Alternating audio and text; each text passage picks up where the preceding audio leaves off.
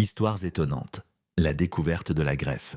Pendant des millénaires, un organe qui lâchait était une condamnation sans appel.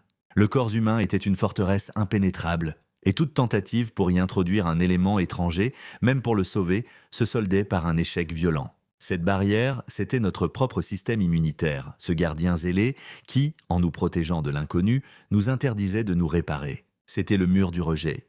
La première brèche fut mécanique.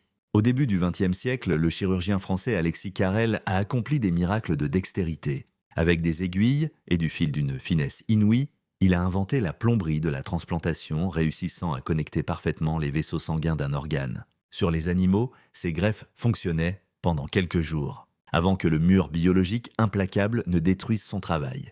La technique était là, mais la biologie restait un mystère. La clé fut trouvée grâce à la guerre. En soignant les pilotes brûlés de la Royal Air Force, le biologiste Peter Medawar a prouvé que le rejet était une réaction immunitaire apprise. Le corps faisait la différence entre le soi et le non-soi. C'est cette découverte qui, en 1954, a donné au docteur Joseph Murray une idée folle.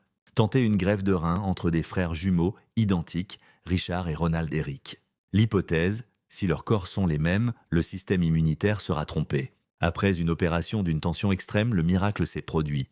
Le rein greffé a repris vie. Pour la première fois, le mur était tombé. Ce succès a ouvert la voie à deux révolutions. La première fut pharmacologique. La création de médicaments immunosuppresseurs capables de calmer le gardien intérieur pour permettre les greffes entre personnes non apparentées. Le 3 décembre 1967, Christiaan Barnard, armé de ces nouvelles drogues, osait la première greffe de cœur, brisant un tabou ultime. La seconde révolution a repoussé les limites de l'identité elle-même. En 2005, en France, une équipe réalisait la première greffe de visage sur Isabelle Dinoir. L'enjeu n'était plus seulement de sauver la vie, mais de la rendre. Redonner la capacité de manger, de parler et surtout de sourire. De rendre un visage à quelqu'un qui l'avait perdu. Aujourd'hui, cette épopée, née d'un rêve et bâtie sur le génie et le sacrifice, permet à des centaines de milliers de personnes de recevoir le plus beau des dons. Une seconde vie. Abonne-toi à Histoires étonnantes pour d'autres histoires.